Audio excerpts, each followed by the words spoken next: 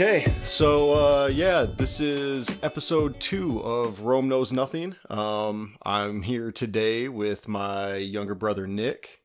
As I was saying, I was going to have some people on here to help me out, just to give a little back and forth and stuff, so you're not just listening to me talk. Yeah, we got a few movie news and rumors and stuff that we wanted to go through and talk about. There's not a lot that we have watched probably recently that we'll want to talk about. I've just been watching This Is Us and How I Met Your Mother, and we just started Stranger Things season 1. So I don't know. I'm not sure what you've been watching or anything like that. Yeah, I've been watching a couple shows on Netflix. I finished up the last season that they have of Archer on Netflix and watched the show Big Mouth with that John Mulaney and Nick Kroll. Oh, right. I'd finished that up. But that's I started the first episode of that one, but I still haven't gotten around to finishing it anymore though. I was shocked some of the jokes they made and some of the things they said, and there are moments they just straight up like address the audience kind of because they're just. So it like breaks the fourth wall? A couple times. There's one fourth wall break. I won't say anything so you can actually see it for yourself. But there's a fourth wall break later in the season. It's only 10 episodes, but like in the later half. There's a fourth wall break that Maury, the hormone monster, has. That is hysterical. He breaks the fourth wall just for one quick line. And like the couple characters on screen all like look at you. Right. And it was so funny, and it's a show that I'm really surprised got made nowadays. Kind of like when we left It, and we were saying that we were like, how did some of this bullying, and like some of the jokes, yeah, not very PC jokes. That is essentially what that show, what Big Mouth is. Is it just? Right. Maybe that's how it got made. Is that it was just so like it was like the PC defying. Big time. It just fully goes against that in every way it can. Right. But never, at least not in my opinion, it was never in like a gross or unfunny way. It was always enjoyable. It wasn't anything where I was ever like, okay, like that was cheap. It was always something funny. Right. And because it's about these kids starting to go through puberty, it's something that everybody can relate to an extent. Like everyone kind of gets like the struggles of that. Mm-hmm. So then you have these comedians who are just like, I feel like they basically sat down and they probably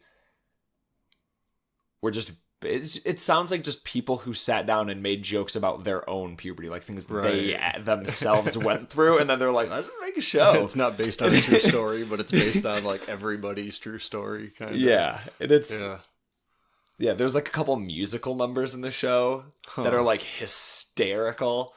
There's some super weird characters. There's it's like the ghost of Freddie Mercury pops up at one point. That's goofy. And like, is it set in like today's day and age? Yeah, it's modern day. Like it's fully modern day. I don't think they give a date exactly, but they're using like smartphones and stuff, and like they talk about VHS tapes as being like weird things at one point. Yeah, okay.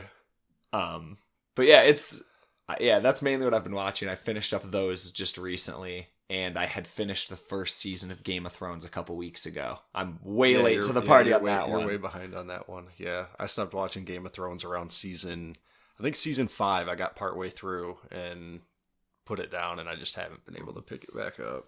Well, I had already, before I even saw the first season, I had known a bunch of the spoilers just because I've heard them. Social media, it's been out for years. It's not like I'm going to be able to avoid it forever. Yeah. But I was like, I've heard it was good. The first season was really good, so I'll watch that. And I enjoyed it a lot. I really liked the first season a lot. Mm-hmm. Even knowing the plot beats that were coming later. I enjoyed seeing where the characters start off. But I probably won't go through and actually crank out because I've actually seen all of season 1 and I've seen season 7 for the most part. Okay. Because I was just with friends, I'd be hanging out with them and they'd go, "Oh, it's Game of Thrones time," and I just would kind of it hits a peak at some point, and I'm not even sure where I would say that peak is, But then I know like it gets bad for a while, and like that's when I stopped watching. But people were always telling me, a ton of people always told me like, oh, it gets better. You just got to stick with it. It gets better. Right. But I just there's so much to consume out there. Like it's hard to try to fight through those really low points of something that's just not entertaining you. Like the whole point is to be entertained and enjoy it. And if you're not, it's like there's a bunch of stuff you can be entertained by. Why stick with something that isn't? Yep. No, I totally hear you, because I mean, there's stuff that I'd like to watch a second and third time that I've only watched the once or whatever. Yeah. So, why waste my time on something that I'm not enjoying? Yeah. Well, it's something I'm not enjoying like thoroughly, because I mean, it can be enjoyable, but if there's something else that I'd rather watch, then why wouldn't I do that? Yeah. And I still want to watch that Mindhunter show on Netflix. Yes, I watched the first episode and it was just out of this world good. So I need to get back into that one. But I know it's a kind of a weird perspective to have on Game of Thrones, just because having seen all of the first season and all of the newest season, but not much in the middle.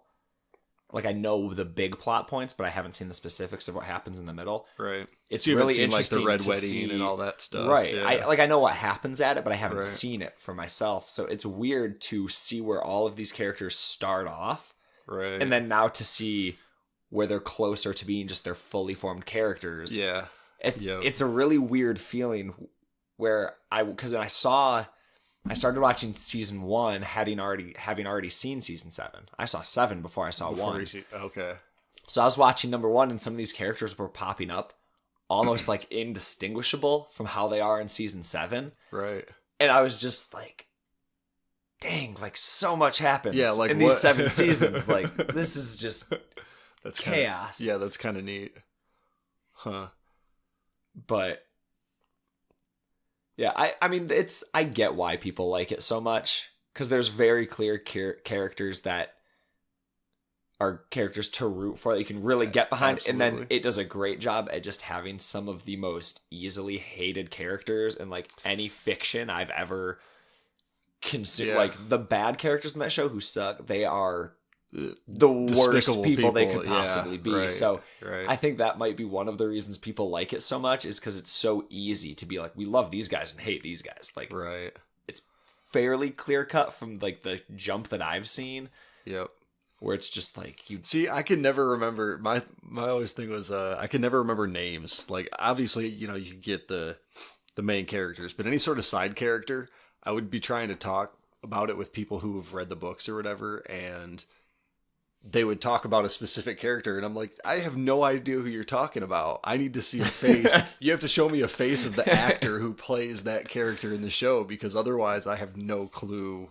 Yeah. They're talking about some long whatever made up name. I'm just like, you've lost me. It's one of the downsides of having these, like the stories set in some of like that setting, like the medieval time sort of thing, is that you'll have these character names that aren't something that's like common for our ear to hear. So then when you're trying to remember it, it's just like, it's that name with like one vowel and 30 consonants. Yeah. What's up with just whatever happened to a good old Bob or a good old fashioned, And they help you out a little with like John. They got John, and it's like, it's like, I remember John easy. It's like there's John, there's Ned. Those are fine. Yeah. That's funny. Okay. All right. Well, yeah, that's what we've been watching. I'm sure that we'll watch more between now and the next time that we talk.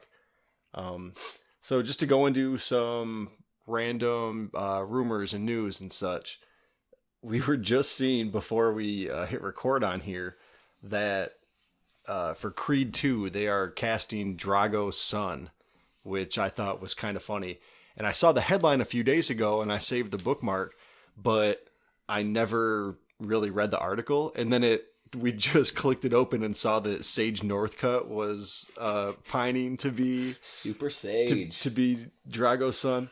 So I thought that was cool because somebody had actually photoshopped a picture and everything of him with the Russian, uniform on. I don't know. He looks like it. I think he could pull off the look. He's sort of like the all-American boy for UFC, but I don't see why he couldn't pull off I think it's just the hair though, right? Right, he has the blonde spiked up hair. Or he does, honestly, if you look, I was looking at, he kind of has, it looks like the same facial structure even to that time Dolph Lundgren, like kind of like a more square face shape. Right. That's a good point. I definitely think the look is fine. And, first jump, you'd think, well, he's a fighter. He's an MMA fighter, so that works. That'd be good for the fighting scenes. But unless I'm wrong, I'm pretty sure Sage's main discipline is that he does karate. He does karate and judo. Yep. So if he's doing those, I would hope that they wouldn't pull a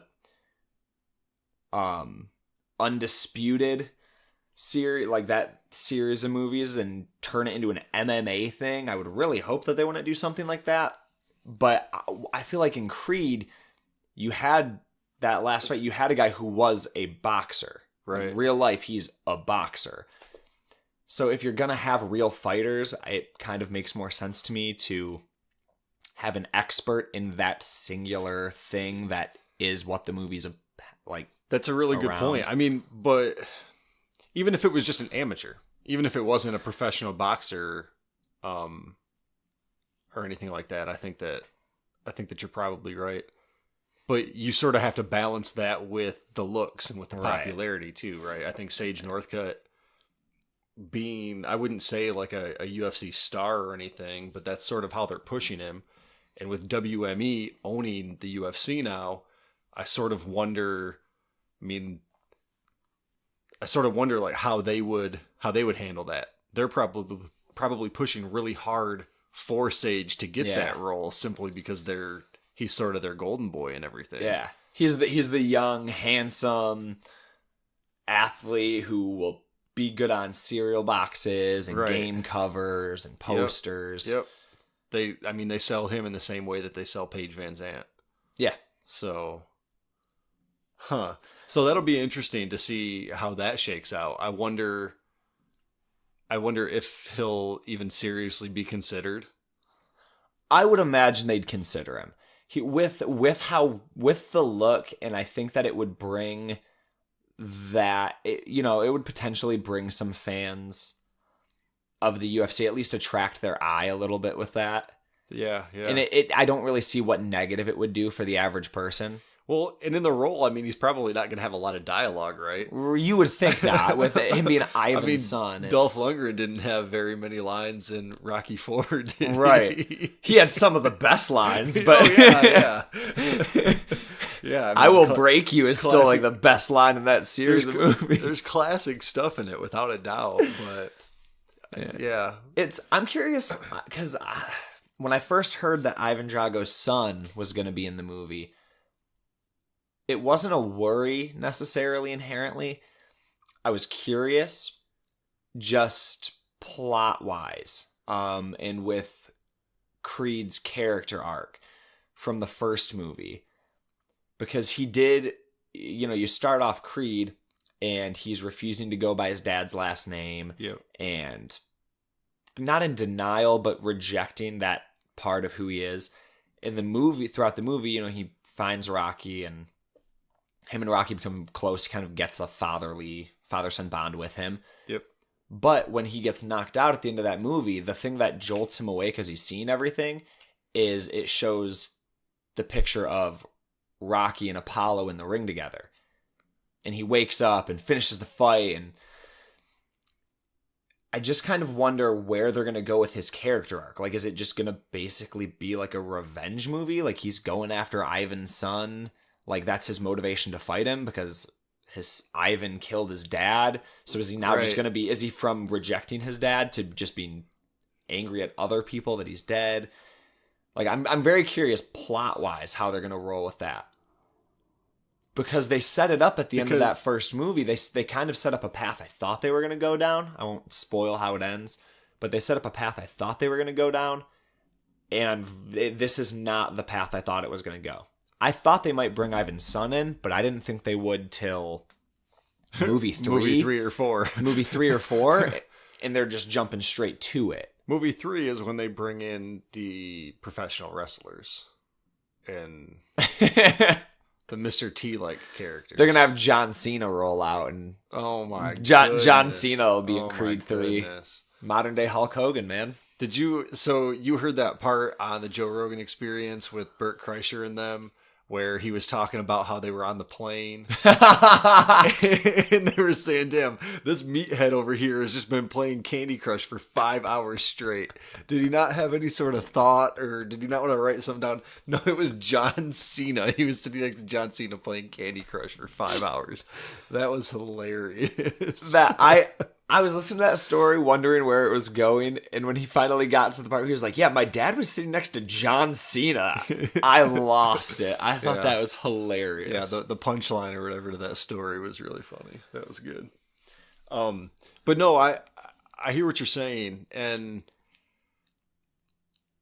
I guess it sort of makes sense that, he has this relationship, or he builds this relationship with, his father's friend, and it is that father-son type relationship, and now he's sort of realizing, hey, even though my dad wasn't there when I was younger, I could have had this relationship with him later on in his life, like he was having with Rocky, and that was taken away from him by Drago.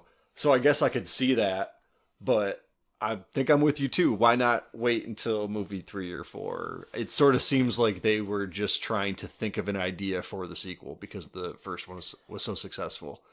And I don't think Coogler is directing the second one. I know you would ask before we hit record. I don't think Coogler is. I want to say that Sylvester Stallone is. I'm not 100% with that, but I think Sly might be. That alone. But Coogler's involved.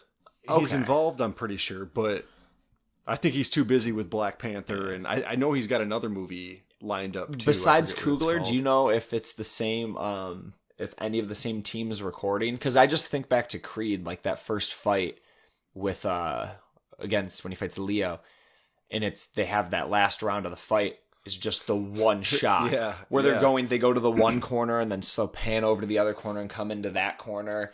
And they're circling around the fighters, and like they'll break, and the camera will go between them. Yeah, that was some of the most ambitious. It's this like camera work, beautifully shot scene that I watch and am in awe of when I watch it. Totally.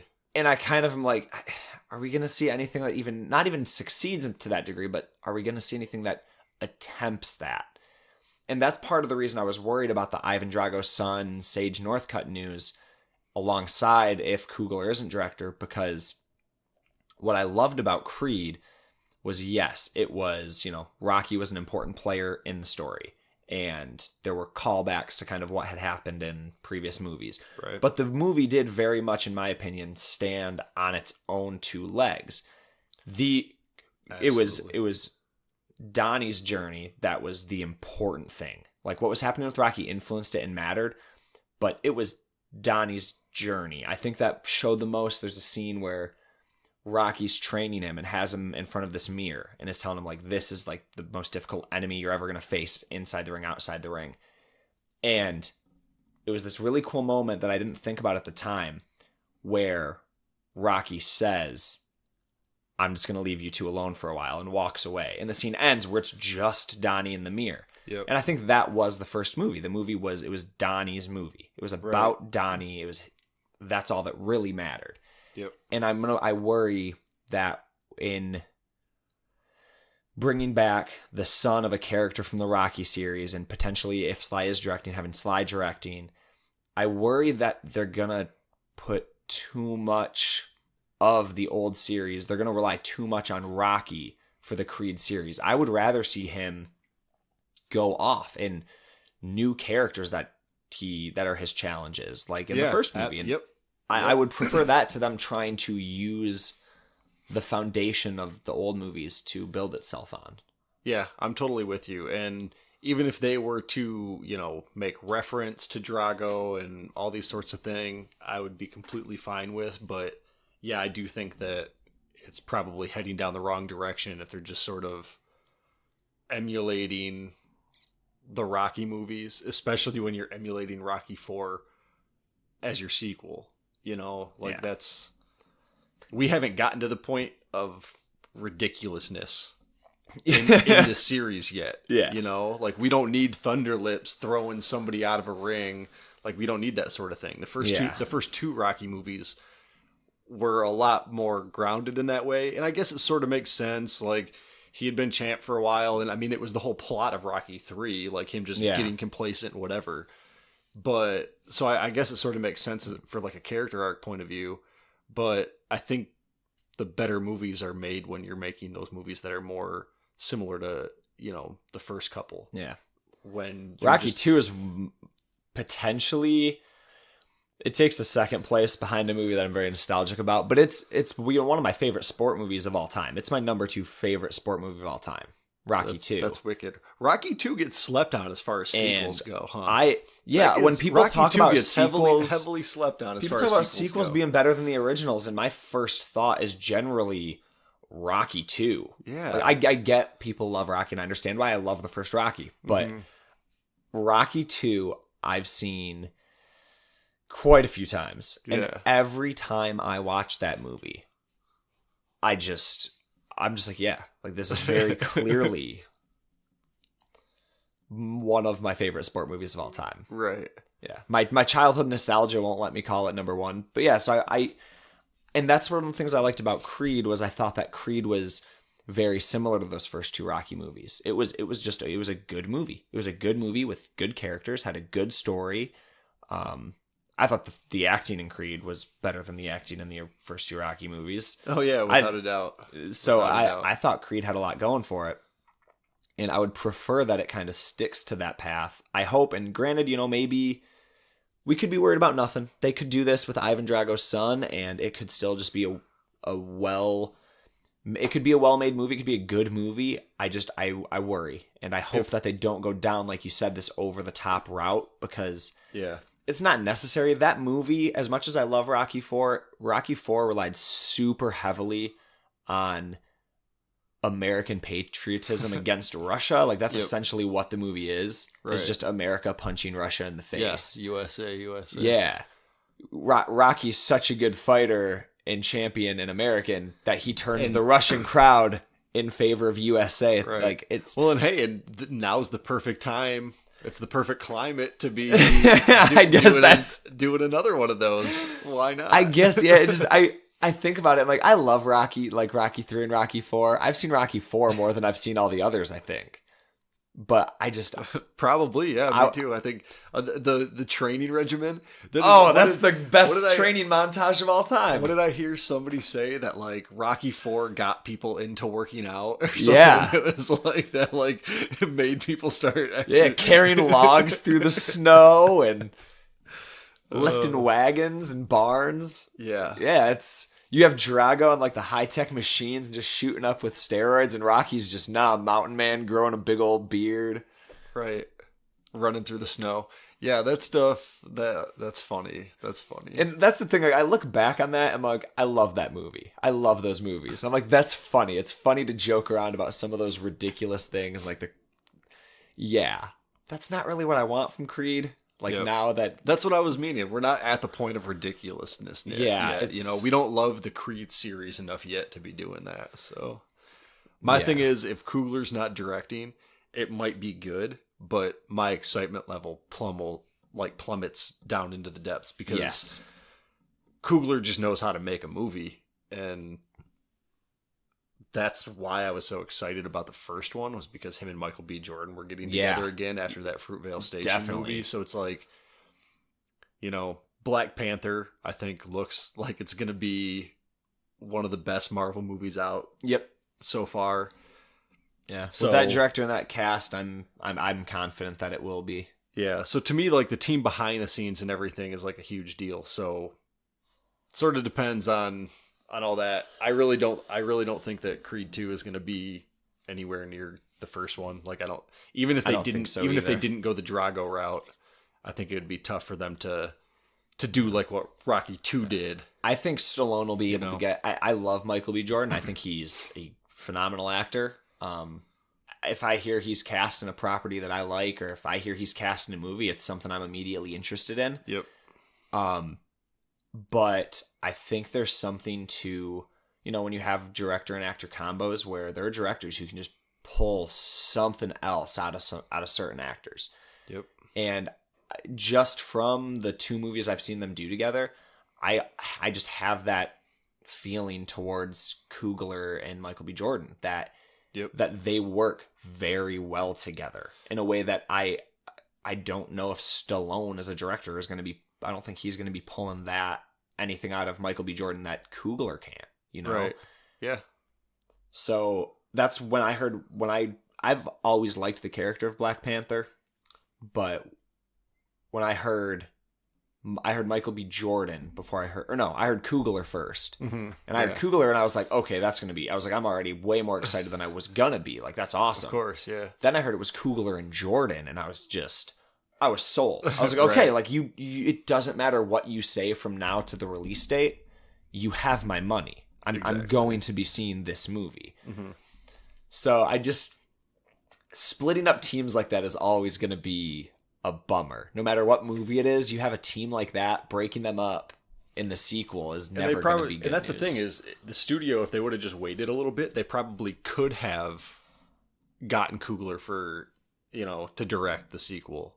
But I think that they just wanted to get something out quicker. Yeah. So, and I mean, as you can see, if they're talking about this Sage Northcutt, Ivan Drago's son stuff, like that might, I don't know. Sort of seems like they're just taking the low-hanging fruit and... Although, I just kind of had a quick thought. Interesting potential thing with this, though, is the inverse of what they could do with Drago. You had... Or, not really an inverse, more of a mirror, I guess, not inverse. You have Apollo and Ivan's son. They could very well, because Ivan Drago in those movies, not a good dude in Rocky IV. He kills Apollo, like he is a mean, rough dude. You don't get a ton on his character, but he is just a monster who's just destroying people. Right. You could do a really interesting sort of mirror with those 2 characters where, you have Michael B. Jordan's character who was rejecting his father that whole first movie, finally accepted him at the end. I'm just kind of thinking of, if Donnie, Michael Jordan's character, is kind of taking this anger over his dad's death on Ivan's son, there could be this mirror of Ivan's son being like, I'm not my father. I'm not him. I did not do that. He could very well in the movie not like his father. nobody wants a story about Drago's son. Well, nobody cares about like what Drago's son is going through. Well, I just think if they kind of lightly mention that, like if there's just a scene where like they bump into each other before the fight or something, and Donnie's like losing his cool because he has a temper. If there's just a couple lines where he's like, and then they leave it at that, and then Donnie goes off and like he can like reflect on that or something, think about it. Right. Because that is an interesting thing to think about. He spent a whole movie saying, I'm not my dad, I'm my own person. And then he could potentially, the way it seems like this movie will go, is going after somebody for something their father did. Right. It's a very curious turnaround that could be done potentially within the story. Yeah. Where then he could realize like, like he knows that, like, and it just provides, I think, I like antagonists most often that aren't flat out, mwahaha, I'm evil. Yeah. I like antagonists that you might not like them, but there's layers to them. Yep, there's some shades of gray. The shades of gray I love. So if they can kind of use that to provide a shade of gray with Ivan's son, that could do some interesting stuff story-wise. Just kind of hit me when we were sitting here talking about it. Yep. But without Coogler, it drags it down. Yeah. Okay. So moving on, let's see what we have.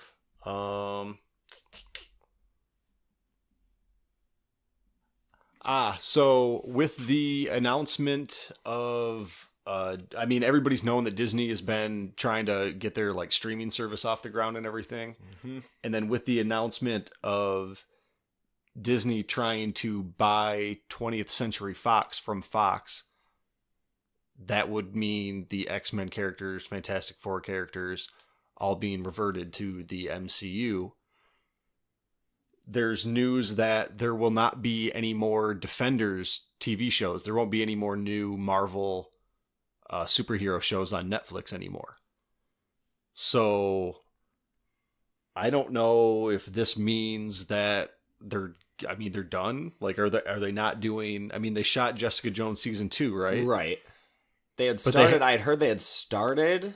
No, they had not started Iron Fist 2 yet. That's what I hadn't heard anything about Iron Fist 2, Luke Cage 2, or Daredevil season 3.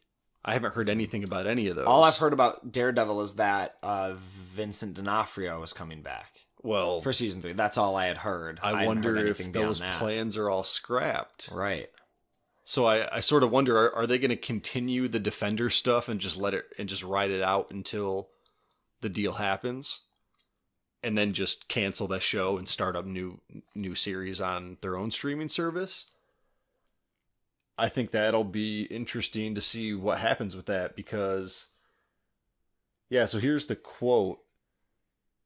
After an acquisition, Disney would consolidate its control of all its Marvel characters, save for Spider-Man, still at Sony Pictures Entertainment, and could have them appear together in films and TV series. See, that's just a basic quote about them. I wouldn't be surprised if it was pulled off Netflix. I think that the popularity of Netflix is kind of tough to tear away from. Like, yeah, they're trying to do their own streaming service. I'm curious to see if they actually think they're going to be able to really combat Netflix that strongly. Well, what they did say, what I did hear, I think just like yesterday or this morning, that their price point is supposed to be, somebody at Disney was quoted as saying that it was significantly lower than what Netflix is, because they're not going to have nearly the amount of content that Netflix has to start out with, but they're looking at having the high quality content, right? They're going to have all of Pixar, all of their old Disney classics. Okay. They're going to have all of Star Wars. They're going to have everything they own would be on. So they're going to have all this high quality stuff. Everybody's going to want it. So people are going to pay for it. They're just not going to have a lot of content. But I think it'll be weird. They probably won't. I would think, obviously any deal can be worked out, but I wouldn't think that you'll see Daredevil, Jessica Jones, the Defender series. I don't think you would see those necessarily move forward on the streaming service. I think that those shows would just get canceled. I think those shows are going to get canned, and their money's going to go towards other shows. I think they're going to put that money towards, I don't know, a Moon Knight show or these other shows that people have been sort of begging for them to make. If we would have said that back after Jessica Jones came out, and when there were still like the plans for Iron Fist and Luke Cage, but those hadn't been released yet, I'd be a little more likely. But I think, we've talked before about how we think that Disney and Marvel are scared to take risks with these properties for the most part. Yep. And I think so. Yet you come out with Daredevil. Both seasons have been like smash hits. Jessica Jones, smash hit. Luke Cage, pun not intended, had a very lukewarm reception to it. I personally loved the first half of Luke Cage. The first half of Luke Cage, I was just fully on board. Loved it. See, and then the second half the second half really dropped pretty quick for me. And then Iron Fist, everybody besides me, I feel, hated it. So I don't know. And then they recently Marvel has their Inhuman show that got atrocious reviews. Yep. And that was kind of their most recent, we're going to kind of take a chance.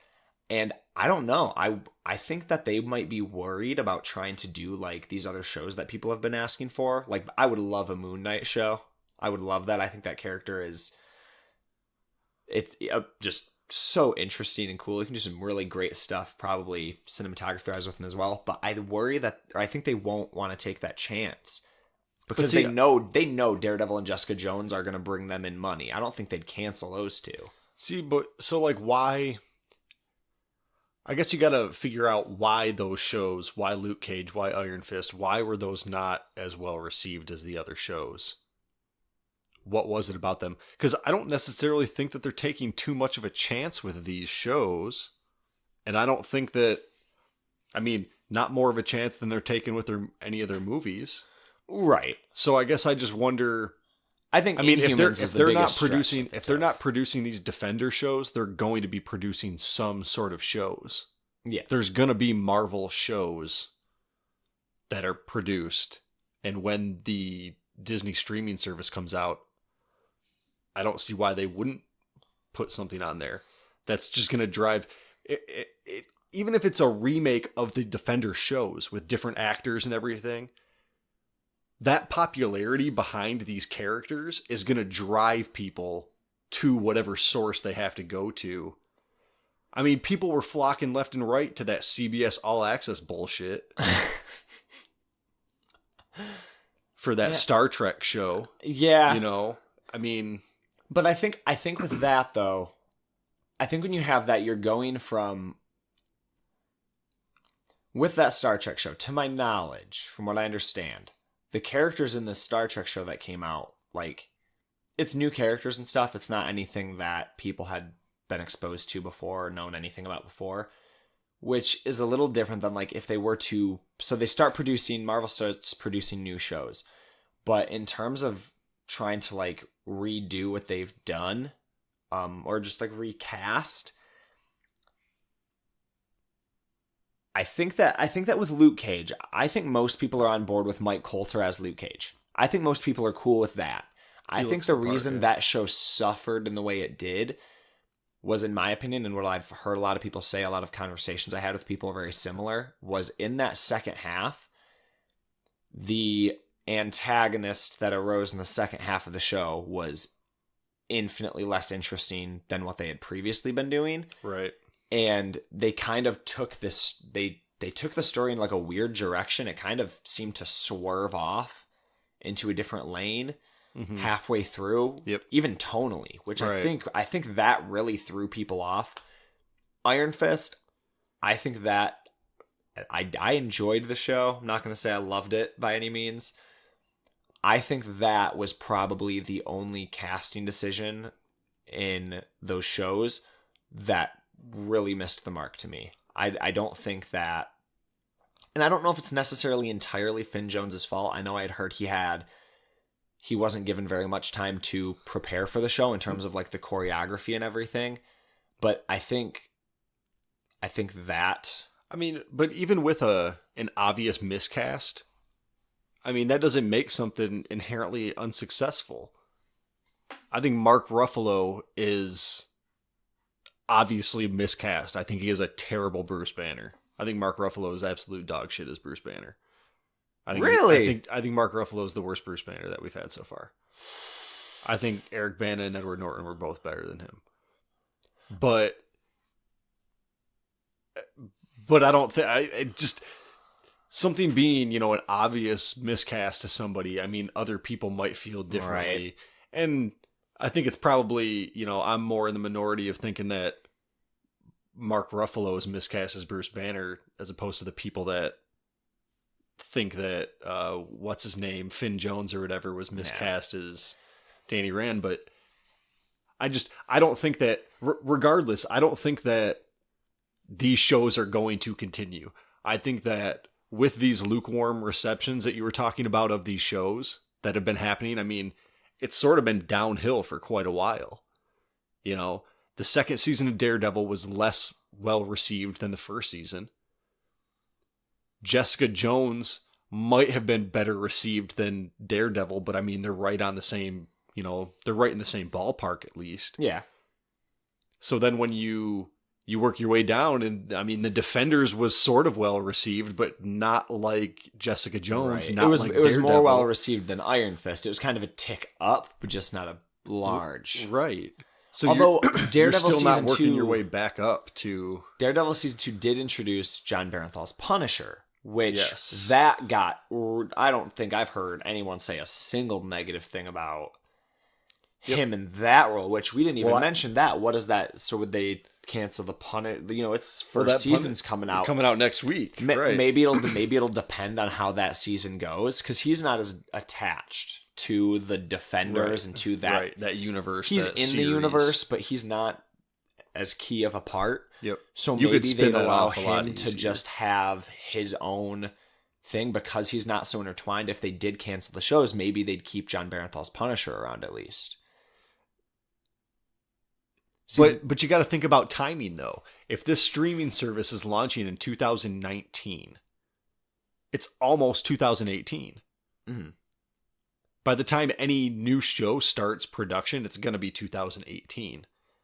Yeah. So if they're launching a streaming service in 2019, if we're assuming that it's January of 2019, why wouldn't they start producing shows for it in the middle of 2018? So they're produced and they're made and they're ready to release on that streaming service in January of 2019. Yeah. So with Punisher just now coming out, I highly doubt we see a second season of Punisher. If we do see a second season of Punisher, it'll be on the Disney streaming service. Yeah. It's not going to be on Netflix. Right, yeah. I wonder how this is going to hurt Netflix's numbers, especially because Netflix keeps increasing their price. Just before the release of Stranger Things 2, they bumped their price up. Yep. So they keep creeping up until, towards the $15, $20 price range. People don't want to pay that. Yeah. So sure. if Disney's offering a streaming service for $8, I mean, go with Disney. It's going to be like Netflix was when it first started. Granted, there wasn't as many, they've been getting more and more content for their streaming service, Netflix has, but I guess you're getting more bang for your buck probably. It is. But it's still that how much the people aren't consuming every bit of content on Netflix. It's impossible to. So even back 10 years ago where the streaming service was, you were getting a lot for it. Yeah. And people would rather get a little bit less for a better price point than paying double that and just getting some, incomprehensible amount of content that nobody's ever going to be able to absorb. So I think that this, and with, like I was saying, the quality of content, I think that's what Disney themselves are focusing on.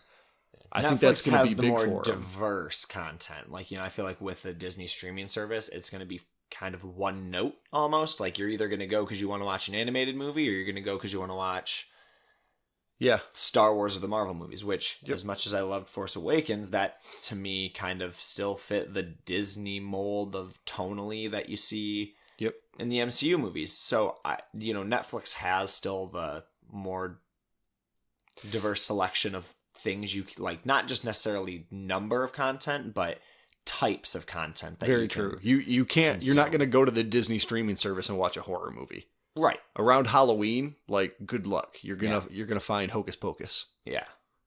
Yep. You're not gonna go on there and watch Mindhunters or Ozark. You're not gonna watch. And I think that's the big thing too, is that you're not gonna see Disney producing that type of content. Like I believe it was before we hit record, we were talking about how Disney's they're not going to make movies like Deadpool. They're not going to make movies like Logan, right? Disney won't do that. They're not going to take those chances. Disney's not going to release a rated R movie. Okay. So anything like that you're looking for is going to be on Netflix. So yeah, I mean, I guess people might not just drop it altogether, but maybe they would. I think maybe they would watch their horror movies on, TNT or I think there's going to be a pretty decent number of people who do drop it. I think you're going to have people who drop it because they don't watch it. They tend to watch the same kinds of things over and over again on Netflix, and I think you'll have them jump ship. I think you'll have families who don't want to pay for Netflix and the Disney streaming service, Right. who have kids, and they're like, well, I mean, I got to do what I got to do for my kids, and they just take the hit and say, well, no more Netflix, we'll have the Disney streaming service instead. And there's a lot of people, there's a lot of, like in a non-derogatory way, there's a lot of geeks out there that just want to watch all the Marvel stuff. Yeah. They just want to watch all the Star Wars, that they want that tone. That's what they enjoy. They don't like differing from that. Yeah. So if you don't want a wide variety, that's right up your alley, I would think. But I wonder about Netflix's how they retain customers. I wonder how much of a pickup and drop off that they notice around like a Stranger Things 2. How much did their subscriptions increase right before and during the release of Stranger Things, and then decrease a few weeks, even a couple months? How drastic is that?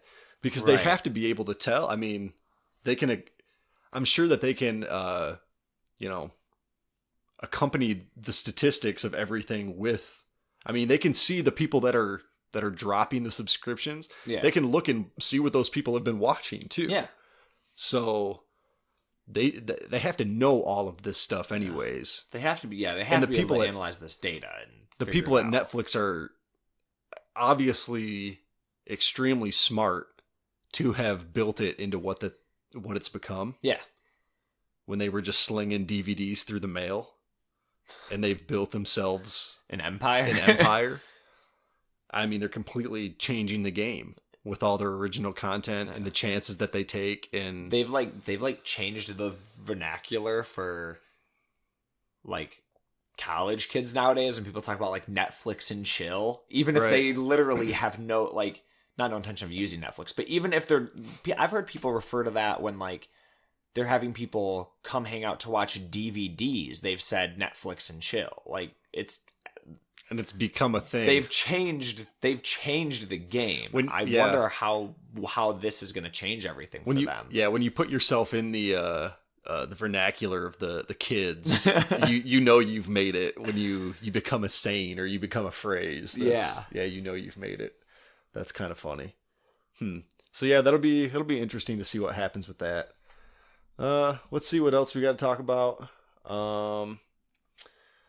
Well, they're re-releasing the movie Detroit. Oops. I don't know if you saw Detroit. That was the Catherine Bigelow one. She did Zero Dark 30 and stuff. I had seen it, seen trailers. I had been excited for it because of the actors in it, and because I just thought the trailer really intrigued me. But I had not made it out to see that. Yeah, so I don't think that one got like a hugely amazing reception or anything.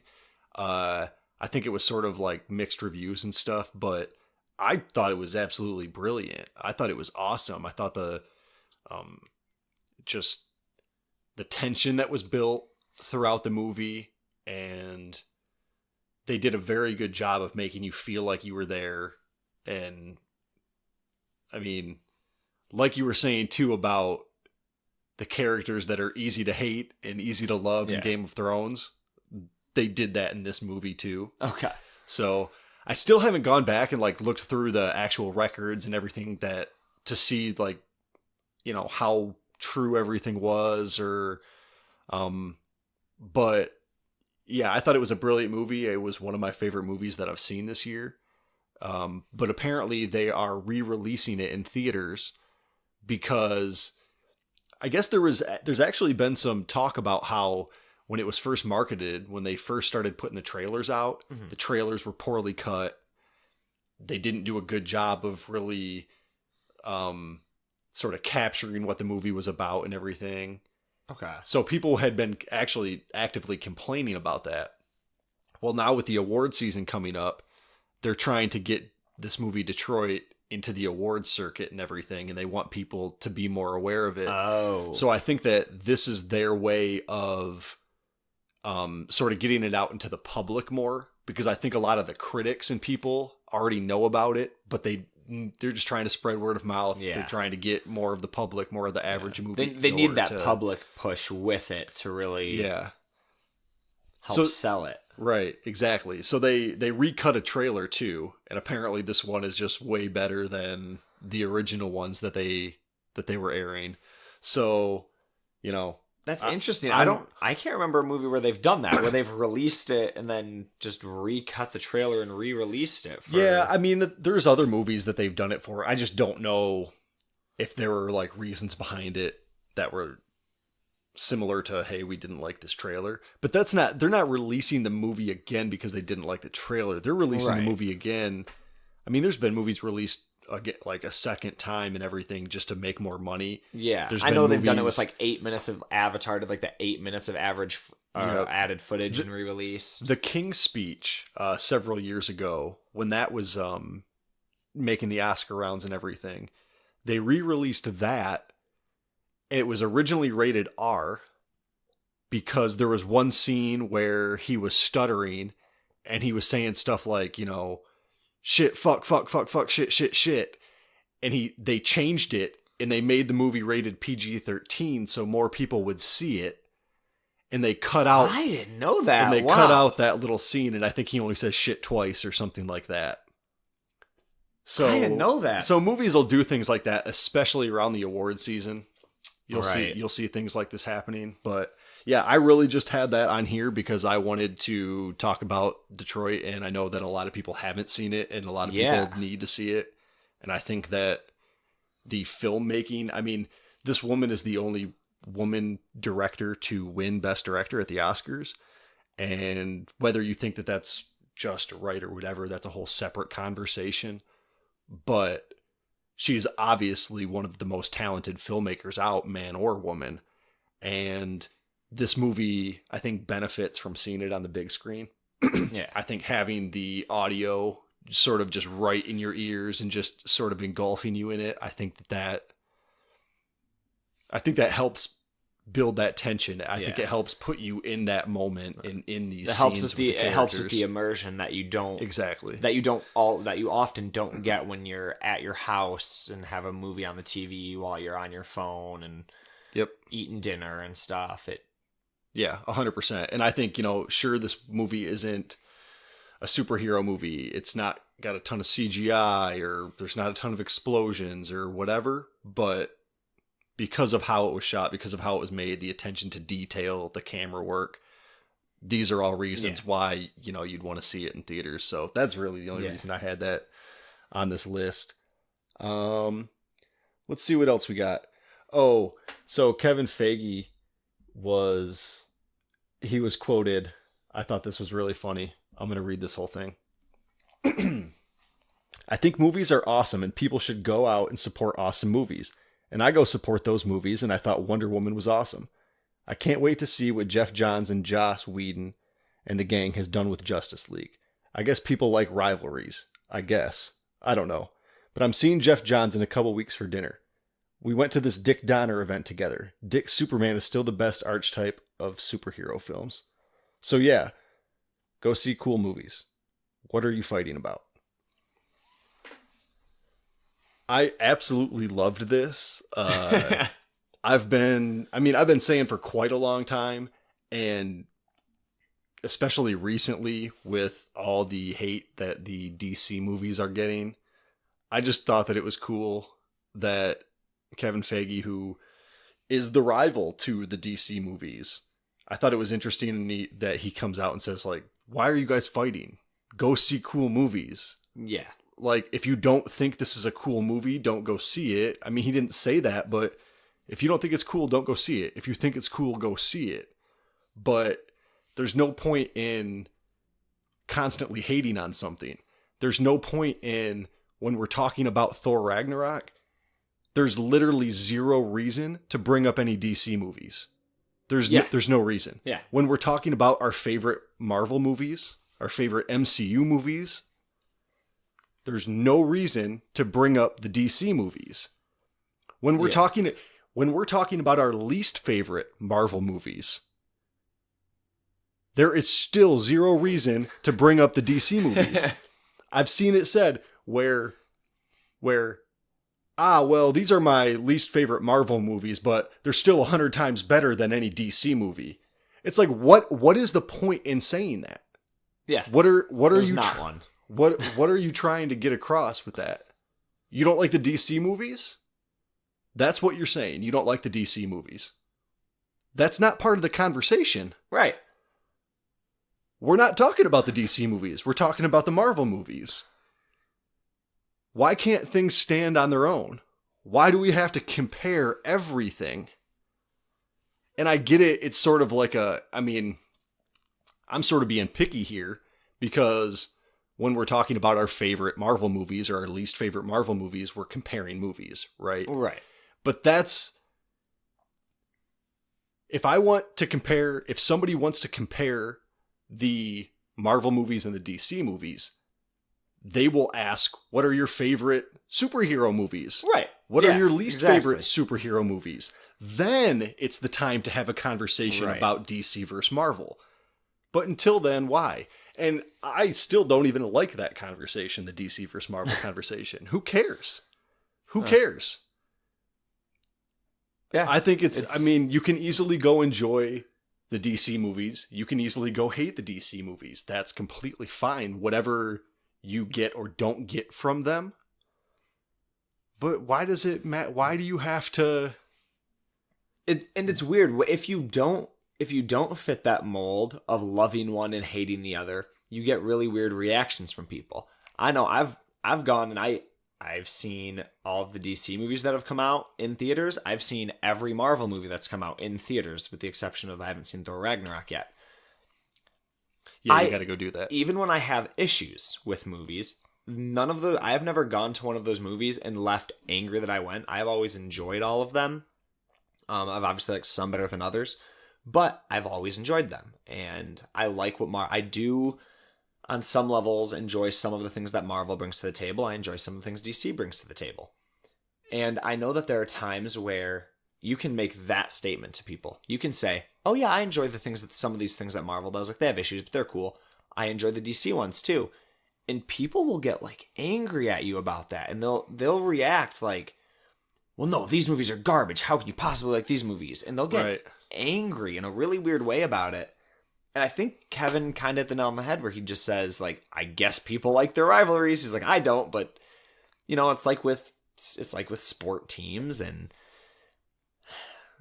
athletes. It's people enjoy rivalries. And I think people kind of default to saying that it's one side against the other. And I think that because Marvel established itself first, the MCU established itself very strongly early on and kind of started this whole shared universe thing that everybody wants to get on. Yep. So then when DC started doing it, people automatically compared it because a lot of people, the average person who hasn't read the comics and doesn't read the comics, I feel like they look at superhero movies should all be the same thing. They don't understand the differences that come in character from story to story. And I think that they look at superhero movies as superhero movies. And they know this is Marvel, this is DC maybe. But to them, it's all still, they're superhero movies. So Marvel's better than DC at these superhero movies. Right. Because Marvel is fitting the mold they already made. DC doesn't fit in the Marvel mold. DC fits in the DC mold. But because the Marvel mold has been around longer, that is what people are trying to put DC into. So when it doesn't fit, they're like, well, something's wrong with it because it doesn't fit in what we know. Right. I just wonder, could DC continue with the same sort of like tone? Could they continue with the same sort of like aesthetic and look and feel and be successful to the level that Marvel is? I think they can be successful. I'm very excited for Justice League. And I know everybody loved Wonder Woman. I don't see, even if I end up liking Justice League better than I like the Avengers movies and better than I like the Marvel movies, I don't see them being as successful. Not by anything that's necessarily their own fault or has anything to do with their filmmaking, really, or a fault in their filmmaking. I don't see them being as successful, unfortunately for them, because Marvel was here and Marvel did it first. Because everything you were just saying. Because they don't have that that built-in fan base where there's not going to be those average moviegoers where they say, hey, we don't like this because it's not, there's going to be those people that say, we don't like this because it's not Marvel. Yeah. And I think it's not the superhero movies we know. I think they could make the best superhero movie they could out of this Justice League movie and out of the Aquaman movie coming out and stuff. And I think that it would still not be as successful. An interesting little thing is that, when Christopher Nolan came out with his Dark Knight movies, a lot of people will say, if you ask people their favorite superhero movie or the best superhero movie, a good handful of people will say The Dark Knight, right? Which you'd think, oh, well, that's a DC movie. That was that kind of poke a hole in the argument. I think the difference there is that Marvel and current like DCEU are operating on the same playing field in terms of how the threats that the characters are dealing with, the scale that the story's on. Where with the Christopher Nolan movie, it was just dudes. Yeah. They were good at fighting. They had a lot of tech. There were some weird chemicals, but they were just guys. And you get to these movies and you have people summoning tidal waves and fighting monsters in the skies and aliens coming down. Yeah. And I think that people looked at the Dark Knight movies and they didn't even attempt to say, well, it's just another superhero movie. Why isn't it like Marvel? I think it was so, and granted, Christopher Nolan is an insanely talented filmmaker and Christian Bale's like, those movies are insanely well made on just every level. Mm-hmm. Now, I don't want to take anything away from them saying this is why people liked it or why it's good. But I think that because it was so grounded that it separated itself from like quote unquote superhero movies. Exactly. Yep. It was considered more of a movie than just a superhero movie. Yeah, and there's only, less than a handful of filmmakers out there today that are as, I don't even know the word I'm looking for, as artistic about their craft as Nolan is. Yes. So I think I think you're right. I think that just how those movies were and the fact that they were so grounded and everything did sort of separate it. But there was also all the talk about, that wasn't part of any sort of universe. It never was going to be part of any sort of universe. Those rumors and everything were shot down immediately whenever they would come up. When Batman Begins, Dark Knight were coming out before the series was complete. Nolan shot those down extremely quick. It was never going to be a universe. It was always just going to be a trilogy. Yeah. He said from the get-go he only wanted 3 movies. And Christian Bale said he would only do the movies if Nolan did them. Nolan was doing them, right. So, and that sort of hurts, I think, the DC now, where you could come out with a good Justice League movie, but people are still going to be holding the flaws of Batman vs. Superman and the flaws of Suicide Squad. Those flaws are going to be held by Justice League. Yeah. I think Wonder Woman was only successful because it was Wonder Woman. Yeah. All Marvel's been doing are male-dominant movies. You haven't seen Captain Marvel yet. We haven't seen a Black Widow movie. Right? This was the first big female superhero movie. And I think that did help it. And I enjoyed Wonder Woman. I wasn't as high on it as a lot of people seem to be. Mm-hmm. I really wasn't, but I enjoyed it. I did enjoy it. I thought that Gal Gadot I like her as Wonder Woman. I thought she was a solid fit. Robin Wright was probably my favorite character in the movie. I can't pronounce the character's name, but Wonder Woman's aunt. I regretfully have still yet to see Wonder Woman, so she was awesome. She was great, yeah. And I enjoyed it. I did, but I do think the reason it was as popular as you're right. It was Wonder Woman. It was the first, female superhero, female directed superhero film. Yep. And then because it was good, if it would have been garbage, I don't think no one would have raved about it. Well, if it was complete garbage, but that's sort of part of my point with what I'm saying. I'm not taking anything away from Wonder Woman. I mean, obviously that'd be ignorant. I haven't seen it. Right. But I think that, I mean, sure, part of the reason that it was so successful is because it was well made, I'm sure, and because it was a good movie, I'm sure. But like Suicide Squad, Batman vs Superman, these movies, Man of Steel, these movies are not garbage. Oh right, no, These movies aren't complete garbage. So, but you still have people calling them complete garbage. yes. Whereas Wonder Woman, even if it is better made, even if it is a better movie, which it probably is, I couldn't tell you, but it probably is. Even if it wasn't, you'd still have people, there wouldn't be anybody calling it garbage. Even if it was garbage, you wouldn't have people calling it garbage. Right. Because it's Wonder Woman. Especially men.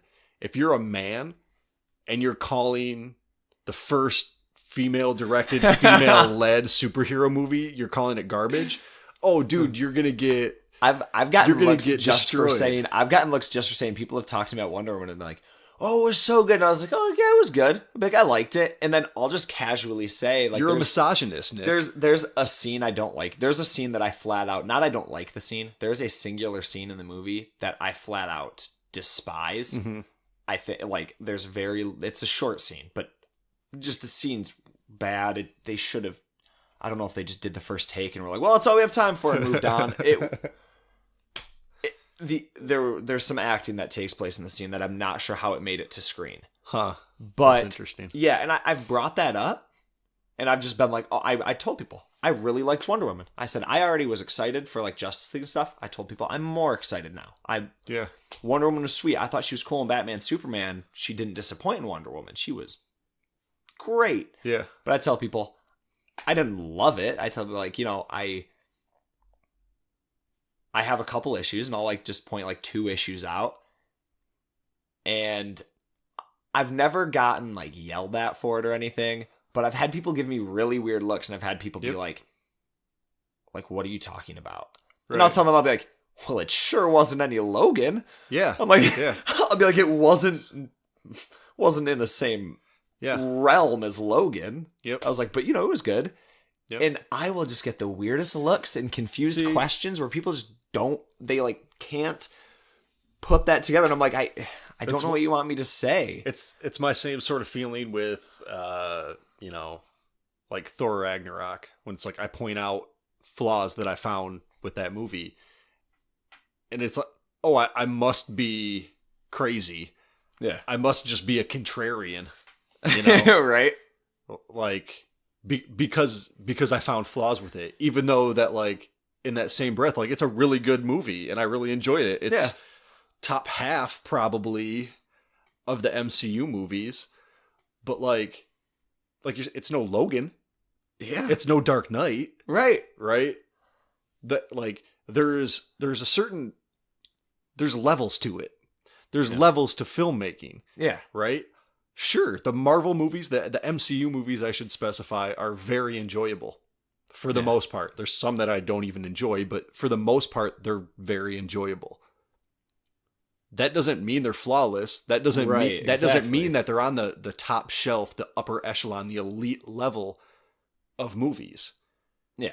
They might have been on the elite level of superhero movies, but guess what? Christopher Nolan fucked that up for everybody with The Dark Knight. Yeah. You know, James Mangold and Hugh Jackman fucked that up for everybody with Logan. Like, those 2 movies, you have to be very ambitious. You have to put a whole lot of time and energy and creativity just into it's got to be passion. Passion project. Yeah. It can't just be like, oh, well, you know, Captain Marvel's next on the docket. So now we're making Captain Marvel. Yeah. It's not like, oh, well, we've done the sequels to all these movies, so now we're going to do the Avengers 4 culmination movie. It's got to be more passionate than that. Yeah. And I think it's got to be really tough for people to be super passionate and super creative like that when they're built into a universe. I think the closest thing that we've seen like that in the MCU is Guardians and James Gunn. Yeah. He's sort of been able to do his own thing for the most part. Yep. And he does seem super passionate. And he seems to care about these characters and everything. Yeah, for sure. But just for whatever reason, those movies don't do it for me. Right. That's so. Which I get people. I personally do like them, but I understand people who don't. If like when I've heard a few people say they don't really dig them too much, and I get that. And that's one guy who Marvel has given any sort of freedom to like that to even be passionate and be creative. Yeah. I wonder how much he's been stifled. He'll tell you he hasn't at all. But he has to have been. Bit. He has to have been. There's zero way that somebody who is that creative and somebody who is, conducts himself like that, there's no way that they're able to just do whatever they want. There's just no way. Yeah. Marvel doesn't allow that. You know, they want people to play ball with them. Yep. And it's That's why, and we didn't have it on the thing, and we'll talk about this next week, but Rian Johnson getting the Star Wars trilogy. Yes. That was sort of surprising to me because I look at Rian Johnson to be as one of those creative types. And so it's sort of surprising that maybe they love how Last Jedi turned out. Well, especially because when his name was first announced, he was announced as the writer-director of 8 and 9. And then later on it came out that, well, he's going to write and direct 8. He's going to write a treatment for 9. Somebody else is going to direct. Then they got Trevorrow. Then they fired him. So I guess it was sort of maybe something happened along the way where Rian Johnson was like, oh, I got these other stories and let me tell them. And I'm sure that is what happened, but it was just surprising to me that he was able to work as well with them. Right. As he is. I think there's something, I think it's very clear when you see the directors and actors and crews that have passion for what they do. Because those are a lot of those, everyone loves superhero movies, and people will, a superhero movie comes out, and I feel like every time a Marvel movie comes out, everyone says, well, this is the best one yet. Yeah. But there's some movies that come out. You heard it for Guardians 2, you heard it for Spider-Man, you heard it for Thor. You hear it for all of them that come out. It's every movie, yeah. But there's certain movies, though. Every movie is somebody's favorite movie. There's certain movies, though, where, superhero movies where superhero movies specifically, where that kind of yelling of this is incredible doesn't ever die down. And I think it's the passion ones, not necessarily MCU, but you have Deadpool. Clearly that had just gross amounts of people putting passion into that project. They fought for over a decade to get that movie made. Absolutely. And you can see so clearly, same thing with Logan, same thing with the Dark Knight movie. James Gunn to a degree, you can see that he cares about those characters. I've always thought, I know you and me both love Winter Soldier. Yep. Winter Soldier, when I think about MCU movies, Winter Soldier is one that, for me, stands above the rest. Hands down. It feels different. You watch it, and to me, it feels different. And because I think when the Russos were telling that story, it's a story that they really wanted to tell. Yep. And I think there's something really important to that when you have these directors, and I think it extends beyond just this. I think that's part of the reason, another one of the reasons Coogler and Michael B. Jordan were so great together on Creed. I think when you get people who are very passionate genuinely, I think it shows through. Because everyone always says, I'm passionate. Oh, according to what you read in reports, every actor in the world has been a comic book fan since they were half a year old. Yeah. That's harsh shit. I've been reading this character my whole life. I've always wanted to be them. No. Stop. But I think when you get people who are actually passionate about the projects they're doing, it shines through. I think it's pretty clear. And I think that's something that, because of the stifling, the MCU is missing. Yep. I think that's I think that they miss out on some special flair that directors can add to things if you allow them that freedom. Mm-hmm. I still really want to see the original Ant-Man. I don't want to see the Peyton Reed one. I do too. I want to see the Edgar Wright Ant-Man. I do too. That's higher on my list than the Nick Cage Superman movie and like all this stuff. You know, all these like unmade movies and the Joss Whedon Wonder Woman movie. I guess people were shitting on the Joss Whedon Wonder Woman. I really liked. I read that script before. I read the script before I read people's reports. I had read this before I heard how people reacted to it. I read the script and I read it in one night. I just sat down and just read it in one sitting. Yeah. I got done and I was like, okay, that was really badass. And I knew, like, upon reading it, I'm like, this movie wasn't going to get made. There were some things in it that were just like, oh, that movie was going to need quite the budget to get made. Okay. Whedon's version. And there were elements that you can see were kind of lifted. Mm-hmm. But I think when you went to, and I talked to a friend about this, and I kind of quickly gave them like a point by point, like what Joss Whedon's script was like some of the more important plot points and character arcs. Mm-hmm. And I told them, and they looked at me and they were like, that sounds kind of cool. And I'm like, I know. And I'm like, this is coming from a guy who I liked Wonder Woman a pretty good amount. Like I thoroughly enjoyed it. Like I said, got me excited for more Wonder Woman stuff. I'm down. Mm-hmm. But there were things like his script seemed to kind of go more into the character of Wonder Woman. Okay. And her motivations and who she is. Her character, his version of Wonder Woman grew so much more than the version in the current movie. Right. She sure changed and she learned some things, but I didn't see a ton of growth out of her character. Mm-hmm. She just kind of started off cool and stayed cool throughout the movie. And like, she learned stuff about humanity, but like fish out of water stuff. Right. Yeah. But like his script seemed different. That was something I'd be interested in. But yeah, some of those projects that lay the Batman project that before Chris O'Donnell was Robin, where they were going to cast, Marlon Wayans as Robin. Yeah. What about you said Batman movies? I thought you were gonna talk about, was it Darren Aronofsky was supposed to make a Batman flick before Nolan got Batman Begins? That was supposed to be he was gonna do a Batman Year Zero. Yeah. Or Batman Year One. Year One, right. Yeah. That would have been interesting. Huh.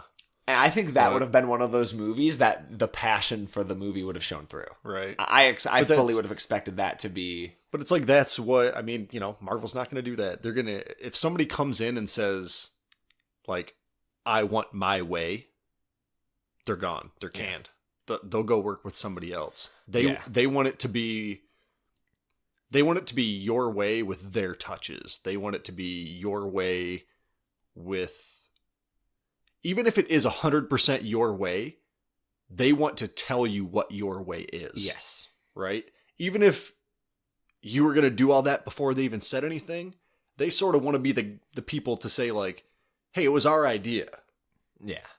Just, there's some sort of, like, ego trip there with these executives. Yeah, I don't... So, you know, it's fine. They know how to make money. I mean, that's what they're doing, and they're doing that well. They're super successful, and I enjoy watching the movies. I know you enjoy watching the movies, so, I mean, can we really complain all that much? Probably not. Right. Probably not.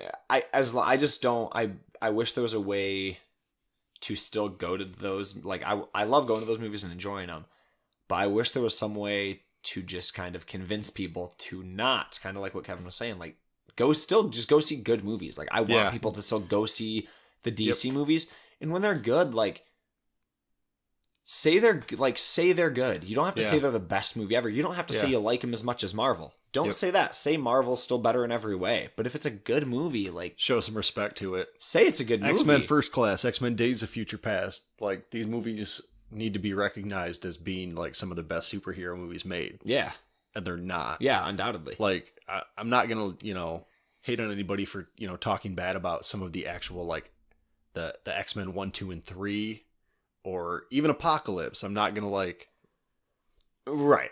Discredit somebody for disliking those movies. But I mean, these other ones, First Class, Days of Future Past, these are, I mean, great movies. And the reason that like Fox isn't hitting home runs every time outside the park is because they're swinging harder. They're taking more chances. So there's going to be a couple misses in there, but then you're going to get a couple of these like amazing movies that do set themselves apart. So I don't know. I mean, I sort of thought after Winter Soldier that Marvel would open up a little bit more and change a little bit more. It hasn't seemed like they have. Right. But I mean, who knows with Black Panther? It seems like the freedom they'll give to me, or that they'll give to me. It seems like the freedom they'll give to the directors is a specific freedom, in the sense that James Gunn, them giving James Gunn, like when he says, they don't stifle me at all, which they must a little bit, but why don't they stifle him as much as other people? Because when he's making these Guardians movies, he's making them funny. Right. They give Thor Ragnarok, while I haven't seen it, just off of what I've heard, it's funny. It's funny. They'll give people freedom to be funny and make jokes and be happy. They're not going to give people the freedom to be sad or emotional or to like. They will have. That makes me sad and emotional. Like, yeah, that's especially with if X-Men and Fantastic Four go over. I mean, X-Men is a soap opera. Yeah, it is a soap opera. Yeah. That's what it should be, more of the tone of a soap opera than it should. Than it should, the tone of the MCU right now, the tone of Thor Ragnarok, the tone of Guardians, the tone of Spider-Man, the tone of Doctor Strange. This kind of makes me think of this whole discussion. Makes me think of, that feeling of, because we both grew up reading comic books and whatnot. Mm-hmm. That feeling of trying to explain to people that like comic books aren't ridiculous. In terms of like, yes, like it's these superheroes with these crazy powers and ridiculous backstories that make no sense. But like the stories being told, not always, but the stories being told, like they can be great stories and like emotional stories, and people don't. Yeah, people and there's there's morals that. And there's things behind them. People never understood that growing up, and I think that's why the movies are in the state they're in now, because people don't like, if you try to tell people, because I've had conversations where I say my beef with this movie, while I enjoyed it, is that it didn't fit the character. Yep. And right. people go, it's just it's a superhero movie. And I want to tell people, well, okay, I get that, but why does a superhero movie inherently have to be silly? Right. I tell people it doesn't. Yep. The X-Men, that story, it can be taken on a few different levels, and people will write theses on it. Yeah. How the story of the X-Men can be used as ways of talking about racism, about homophobia. Right. Like there's been talk about how Magneto and Professor X are Martin Luther King Jr. and Malcolm X. Right. And you have these stories that are important, that come from an important place.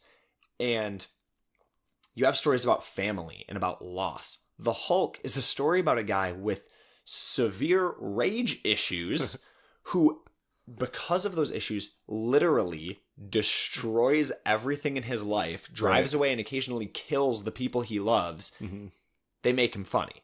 It's like, okay, you have characters who are like these warriors who their life is them knowing war, and then they're cracking jokes just consistently back to back to back to back. It's like it's okay to have jokes. It's okay to be funny, but you can be serious. Like, let us feel these emotions in your movies.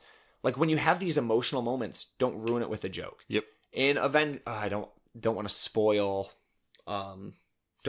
Civil War for anybody who hasn't seen it. Oh, spoil it, dude. Civil War's old. Cool. Civil War.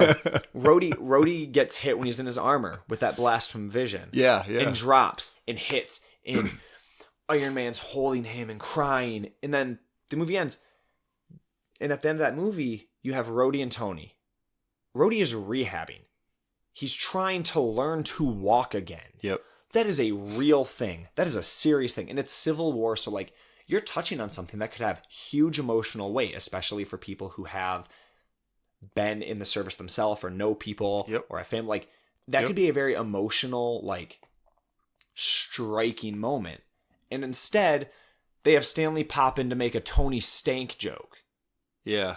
Like, yeah, that is my biggest thing, is that, Yep. like, you can let yourself be serious. And that's one of the things that stands apart with those X-Men movies, is there's funny moments when they walk in to try to recruit Logan and they start to talk and he's like, fuck you. yeah, There are funny moments in those movies. yep, But they're never afraid to they don't shy away from the seriousness. They don't Right. shy away from, like, these characters are like family who are now at war with each other. they're not going to add jokes that take away from anything. It's going to be all something that adds to the movie. It's not going to take away.